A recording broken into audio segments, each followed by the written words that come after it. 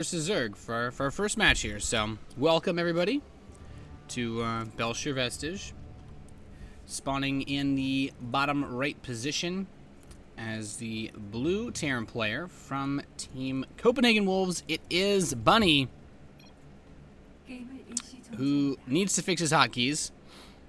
So, yeah, that'll be taken care of in hopefully just a second. And we're off. And his opponent in the top left position, spawning as the red Zerg player from Team Property, it is Snuffe. I actually have no idea what the BB, LL, or II is at all. So I just feel like I'd point that out for basically no reason. TvZ though, Bunny. I think about Bunny, I think about WCS. It's kind of the first time he really stepped out, or at least we really started to see more of him in the WCS Challenger. But I don't think he's had any real results. Snuffe is one of those players for some reason. It's like you've heard of him, you know of him, but he also really hasn't been able to pull anything really crazy. So these guys are trying to make something happen here today. This is the IEM New York qualifier.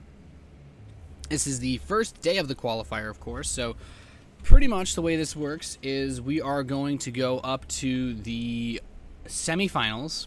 We're going to stop before the semifinals, and we're going to finish that up and do, I believe, the second day tomorrow, wherein we basically determine who the top two players are from these qualifiers. They will get a full, all-expenses-paid trip to New York City for IEM in October.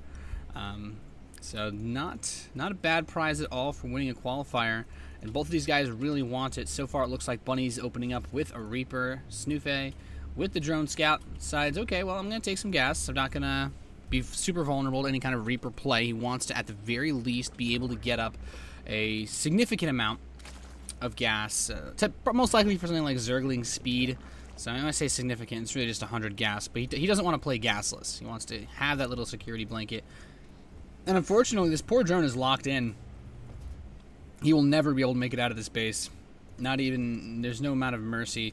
And the thing is, he can actually steal the extra... Oh, he's not going to steal it. What? Oh, I like this. Bunny's like, well, I don't want that drone to try to get away, so I'm going to actually build a refinery on the... Yeah, that's actually a really nice play. Bunny's Reaper will get this drone. There's no escape.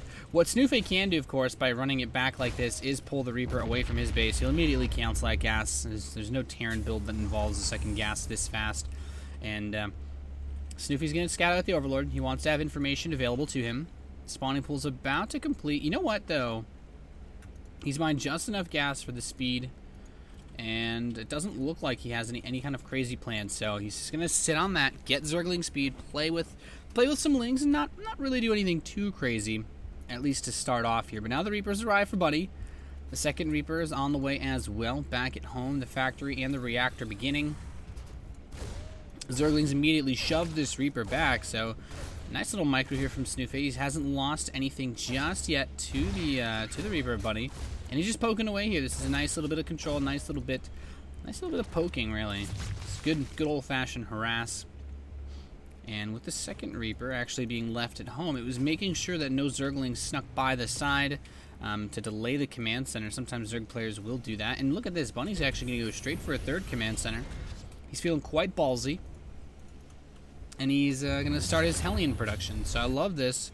The Terran player keeps the Reapers alive, starts mixing in those Hellions to run up and join the forces of these Reapers. It basically just gives him the ability to control the map, deny creep spread. Once the Zerglings have speed, they can deal a little bit better with.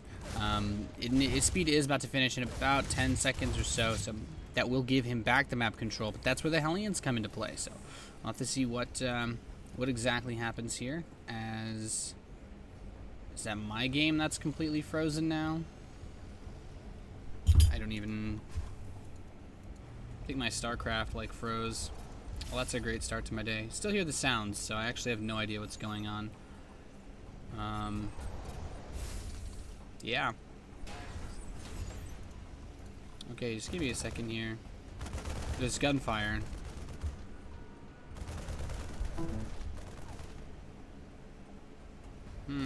Okay, there we go. Sorry about that. That was actually a very random black screen. Anyway, Marine's going to shove away this Overlord. Stim is on the way. Third command center is complete. And the Hellions are here for Bunny. Some Zerglings for Snuffe going to try to run in. Looks like the Reapers were not picked off while we had the weird black screen. And Bunny still operating just off 1 gas, so he's going to have a nice bit of mineral income. I do expect that we'll see 2 engineering bays get dropped reasonably soon. Third base is on the way for Snuffe as well. Double evolution chamber coming up here, and he's got the gas and all the gas in his main. So this is where Bunny wants to do a little bit of damage. These Hellions are going to run around, try to pick off Zerglings, maybe even grab a queen or 2. That'd be huge. Gets a nice little shot off on those lings. And this wall really isn't the craziest thing for Snuffe. He's going to sit out here. He wants to deny the creep. He's actually going to come in here and continue to poke these queens. The splash damage against the queens might actually kill off the creep tumors, which would be very nice for Bunny. Denying the creep is so important in this stage of the game. And look at this little bit of Hellion micro. He has lost 1 of them, but keeping the rest alive. There we go. 1 of the creep tumors does die. And that's really, really important. The second one is so close to dying. And if Bunny can pick that off, that would actually be really, really awesome. So he's going to continue to dance around here. The Lings are trying to get on these Hellions. Another one looks like it may fall, but no. Dude, dancing around quite well. I'd almost like to see these Hellions go back for repairs. They've made themselves so effective. 1 more Hellion does fall. The Reapers are very low. They do naturally regenerate their health, so it shouldn't be anything too ridiculous here to have to deal with. Starport's coming in now for Bunny. The reactor beginning on the factory. And that third command center is going to move out at a relatively early time. So he wants to get the macro going. He wants to get his unit production really rolling along here as the barracks start up, as the barracks production really gets going. Important things to note, though, that the 1-1 is about halfway complete for Snuffe. So he's going to have a little bit of an upgrade advantage since the Reaper opener into those Hellions delayed the engineering base quite a bit. And this is nice. Generally speaking, we see the Terran players have an upgrade advantage all throughout this matchup. And that does oftentimes leave the Zerg players struggling once they're trying to get up to hive tech. If they can't get their hive tech up, if they can't get to ultralisk tech, then you oftentimes run into issues where the Zerg can't get 3-3. It's 2-2 versus the Terran players 3-3, and then everything just kind of goes to hell after that. But I like that these Hellions are still alive. We'll be able to help this third base get landed, especially with the Marine support here. Nice little play from Bunny. Keeping those Hellions alive is so crucial to getting a third base this early for a Terran player in that command center. It's there. It's landed. And Bunny's immediately going to start a bunker. I love this play. Just taking this nice and early. Doesn't want to miss it. And behind this, Baneling speed coming up for Snuffe. His Spire is starting. His +2 Carapace. The +2 attack should be starting very soon as well. And that's what he's got to do. He's got to ride on an upgrade advantage. The armory is beginning, and it's actually going to be done almost perfectly in time for the 1-1's finishing. So Bunny can jump straight into 2 if he wants, or if he can afford to, I should say, as soon as the 1-1 is complete. Now the Zerglings are continuing to keep the map presence, and I love this, but this Reaper and the 2-3 Hellions holding the right side tower. Every little bit of information is worth it, and there's a move out coming here for Bunny. The 1 SCV 20 or so Marine attack. He's moving out. The Lings are aware of this. He has the tower. He sees where the Lings are. We should have some Banelings coming in for our Zerg player. He's going to build some Banelings in the bottom left. He wants her to grab this mineral line. Will not be easy. Then also some Banelings here to defend his own third base. This is going to be tough. Bunny is coming in here with a nice little timing attack. The Stim, the combat shields. 2-2 is starting up for him as well. He scans. He sees the Banelings. You know, without any Mutalisks on the field, he can very easily just retreat into these medevacs. He can just run away basically whenever he wants. And look at this. No Baneling speed. He can kite off of creep. The Banelings are getting dangerously close, though. I think we're going to see him lift up. And yes, he does lift up. The Marines runs away. And the Banelings don't even get the mega connections at that third base. That supply depot helps wall things out quite nicely. Only 6 SCVs have been killed so far this game, so that Baneling attack was mostly for naught, as the bunker and the supply depots do a great job of holding that off. So nice little setup for Bunny. Game's still looking pretty close, though. There's no definite leader here. But if Snuffe cannot get a 4th base in the next couple of minutes, he could find himself in a lot of trouble. Being on even bases versus a Terran player is like a 100% no-no. You never want to be in that situation. And Bunny's actually cleaning up the creep. Important to note, Snuffe's creep spread honestly not really that great. And that's not to knock on Snuffe, as we do see there are no active tumors. So it's only been because Bunny's been so proactive about killing them off. And Does a little bit more damage, will back away. Of course, you see the Overseers move ridiculously fast now since the latest buff to their speed upgrade. Now the Muta's going to shove the medevacs away, so you will have to retreat.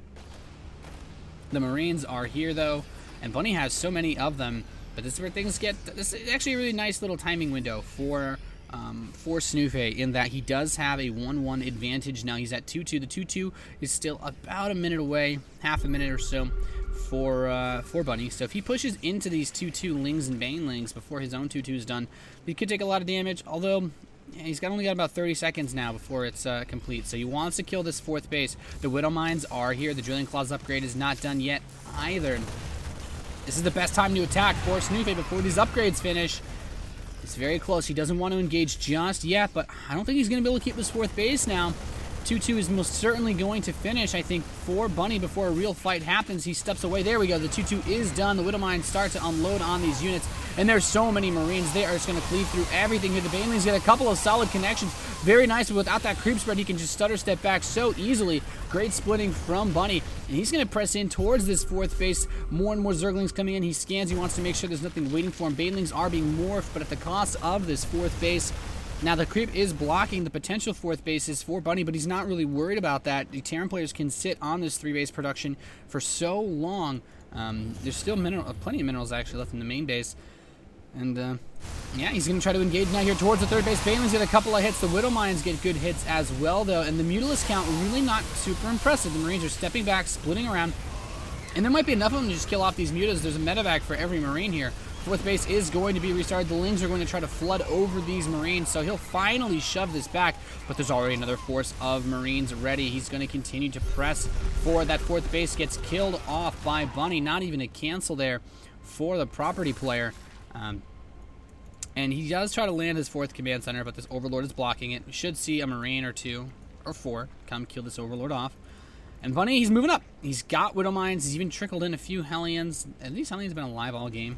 And here he goes. The Widow Mines are... He needs to burrow those Widow Mines, actually. They are going to burrow and gets a nice hit off. Actually taking out a few Zerglings. 11 kills on that mine. And there's a decent number of Zerglings and Banelings here. He does have the speed, but no creep. There's no creep out to the 4th. He can kite against this so easily. His Widow Mines are going to be so much more effective. The Overseers are here, but he can't just pick them off without any support for those units. There's not enough Mutalisks. The Marines step forward, tank a few of these hits. There's no Widow Mines actually off cooldown at the moment, so he's going to lose a decent bit of his units. One mine does burrow, but not before it is taken out. And Bunny still pressing forward, though. These Marines, once they equalize those upgrades, are just so good. And look at this. 3-3 is halfway done. More than halfway for Bunny, but without a hive. Snuffe just can't compete in the upgrades. And there we go. GG. Bunny takes game number 1 here in this best of 3.